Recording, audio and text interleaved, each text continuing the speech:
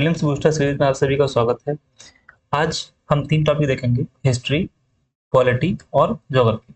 History में हमने 2 topic लिया है, वैदिक कालीन प्रशासन और मौर्यकालीन प्रशासन के बारे में हम बात करेंगे। इसमें हम उन अधिकारियों की बात करेंगे जो इसमें काम करते थे, उन प्रशासकों की बात करेंगे जो इसमें काम करते थे। तो सबसे पहले हम लोग देखते हैं कि जो वैदिक कालीन जो प्रशासक थे, प्रशासन करने में सहायता करते थे, उनके बारे में देखिए। जो कुलपति था, कुलपति नाम से जो शासन में काम करता था वो परिवार का मुखिया हुआ करता था। जो ग्रामीण प्रशासन को देखता था वो ग्राम का मुखिया होता था। स्पष्ट जासूस संदेशवाहक होता था। व्रजपति चारागाहों का अधिकारी होता था। भागदह राजस्व संग्राहक होता था। जीवग्रह पुलिस अधिकारी होता था। अचवपा लेखपाल। अथापति मुख्य न्यायाधीश होता था। संघित्री कोषाध्यक्ष होता था। तक्षण बढ़ई पलागला संदेशवाहक और गोविंकाटन ये वनों और खेलों के रक्षक माने जाते थे। दूसरा हम लोग देखते हैं मौर्यकालीन प्रशासन। मौर्यकालीन प्रशासन में जो समाहर्ता था वो आय का संग्रहण करता था। सन्निधाता जो था राजकीय कोष का अध्यक्ष होता था। प्रशासता जो था वो कारागार का अध्यक्ष, नायक नगर रक्षा का अध्यक्ष, सीताध्यक्ष जो था और राजकीय भूमिका संसद था। ये बहुत ही इंपॉर्टेंट है, ध्यान रखिएगा। प्रणयाध्यक्ष वाणिज्य विभाग का प्रमुख होता था। अगले वीडियो में हम लोग गुप्तकालीन प्रशासन में जो अधिकारी और मंत्री काम करते थे उनके बारे में देखेंगे। तो इसमें 2 ही टॉपिक थे। इसके बाद हम लोग देखते हैं पॉलिटी। देखिए, पॉलिटी में जो हमने टॉपिक लिया है वो नीति निर्देशक तत्वों से जुड़ा हुआ है। तो नीति निर्देशक तत्वों में सबसे पहले हम देखते हैं कि इसका उल्लेख कहाँ पर है। तो नीति निर्देशक तत्व है, इनका उल्लेख संविधान के भाग 4 में है।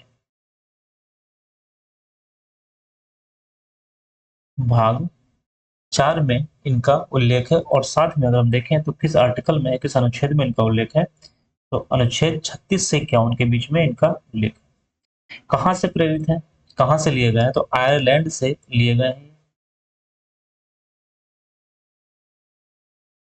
आयरलैंड से प्रेरित है और वहां से लिए गए हैं। इसके बारे में आपने पढ़ा होगा कि ये परिवर्तनीय नहीं है, परिवर्तनीय नहीं है। और साथ में इनका काम क्या है, तो कल्याणकारी राज्य की स्थापना करना इनका कार्य है।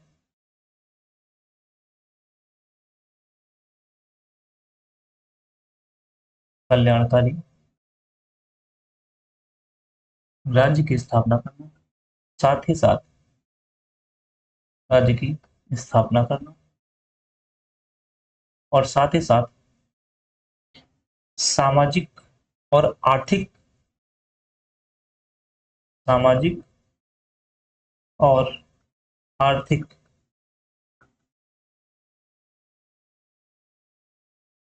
प्रजातंत्र की स्थापना करना, न्याय की स्थापना करना, प्रजातंत्र की स्थापना।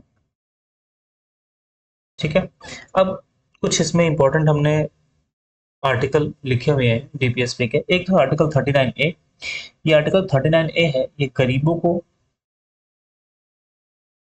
को निःशुल्क कानूनी सहायता प्रदान करने का दावा करता है। अनुच्छेद 39A गरीबों को निःशुल्क कानूनी सहायता प्रदान करता है। अनुच्छेद 43A ये उद्योगों के प्रबंधन में श्रमिकों की भागीदारी की बात करता है। अनुच्छेद 43B सहकारी समितियों के स्वैच्छिक संगठन प्रबंधन को बढ़ावा देता है। अनुच्छेद 48 जो है वो कृषि एवं पशुपालन को आधुनिक और वैज्ञानिक आधार पर व्यवस्थित करने का प्रावधान करता है। अनुच्छेद 48A 48A ये पर्यावरण की रक्षा तथा वनों एवं वन्य जीवों की सुरक्षा की बात करता है।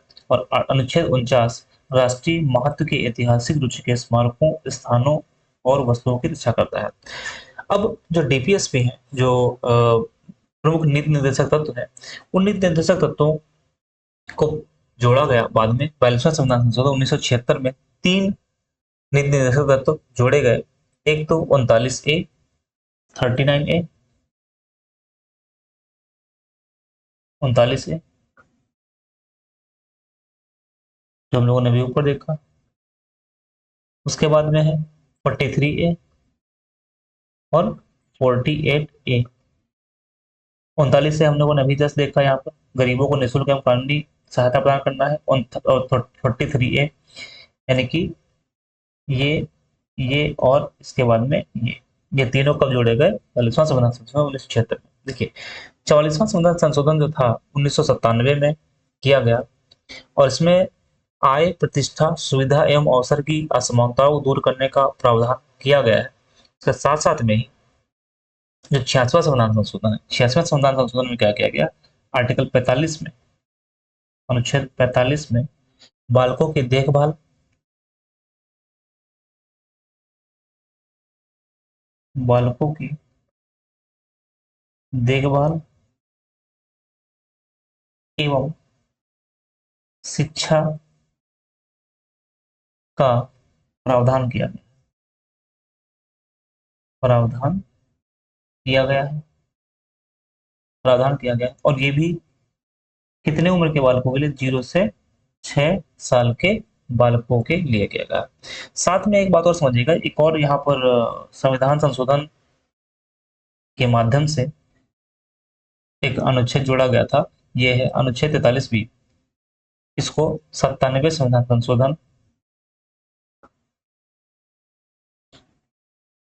97वें संविधान संशोधन 2011 में जोड़ा गया था, 43 बी। तो ध्यान रखिएगा, चार संविधान संशोधन किए गए, जिसमें से जो 42वां है उसमें 3 आर्टिकल जोड़े गए थे, 86वें में आर्टिकल 45, और जो 97वां संविधान संशोधन है उसमें आर्टिकल 43 भी जोड़ा गया। और 44वां संविधान संशोधन संशोधन है, इसमें अनुच्छेद 38(2), और आप 38(2) देखेंगे तो उसमें बताया गया है कि आय, प्रतिष्ठा, सुविधा एवं अवसर की असमानताओं को दूर करने का प्रयास करने का सरकार करेगी। ठीक है, तो इस तरीके से हमने ये टॉपिक कंप्लीट कर लिया है। अगला टॉपिक हम लोग ज्योग्राफी में देखते हैं। ज्योग्राफी में जो टॉपिक है, ये टॉपिक आज हम लेक से लेंगे, झील से लेंगे। तो सबसे पहले हम इंडिया की झील देखेंगे, इंडिया में कौन कौन सी झील है, और साथ में फिर देखेंगे एशिया की कौन कौन सी प्रमुख झील है।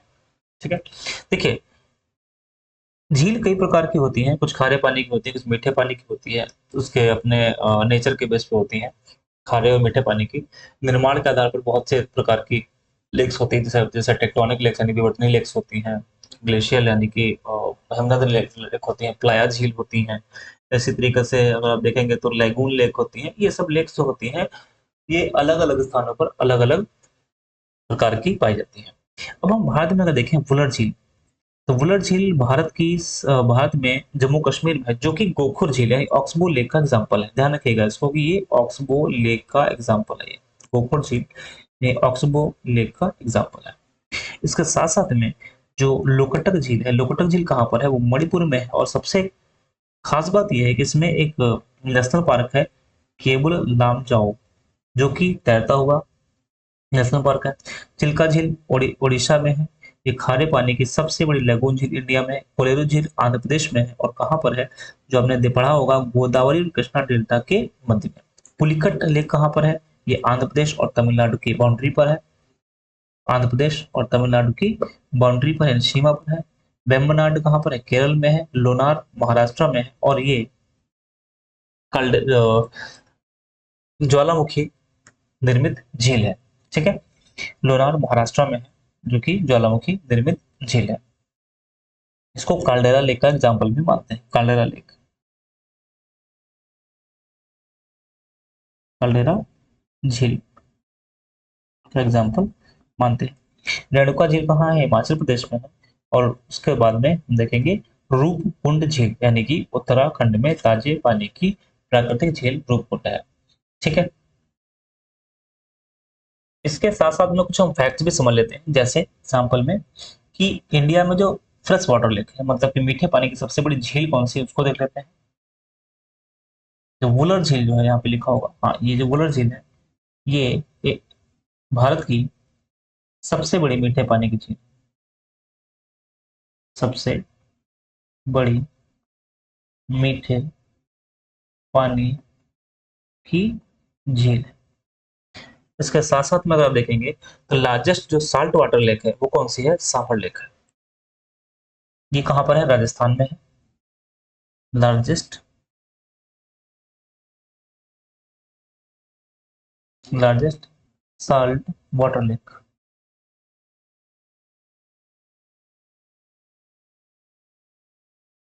सांबर है।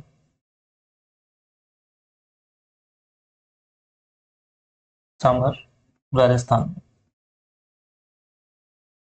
इसके साथ साथ में अगर देखेंगे, भारत की सबसे बड़ी artificial lake, largest artificial lake of India, artificial lake कौन सी है? तो गोविंद बल्लभ पंत सागर, कहां पर है? उत्तर प्रदेश में। गोविंद बल्लभ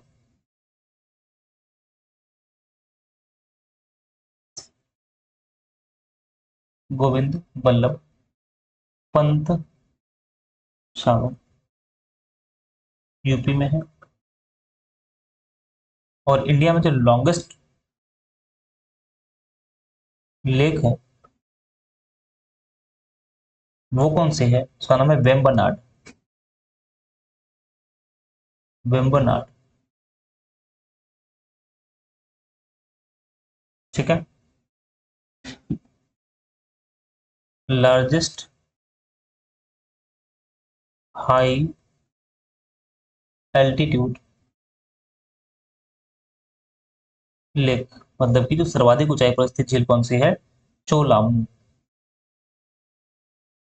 कहां पर है? सिक्किम। तो इस तरीके से हम लोगों ने कुछ फैक्ट्स देख लिए जो कि अ,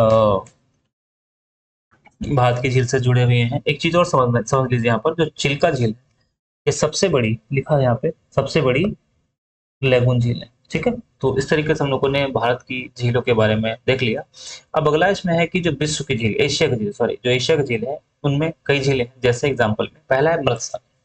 मृत सागर जो है वो जॉर्डन, इसराइल और फिलिस्तीन से सीमा साझा करती है। मतलब इसकी जो बाउंड्री है वो जॉर्डन, इसराइल और फिलिस्तीन, इससे सीमा साझा होती है। फिलिस्तीन। वान झील कहाँ पे है? टर्की में है। वान झील कहाँ पे? टर्की में है। उर्मिया ईरान में है। और कैस्पियन सी, कैस्पियन सी में जो है वो 5 कंट्री से टच करती है। इसको एक हम टर्म याद रखेंगे, किरात, KIRAT,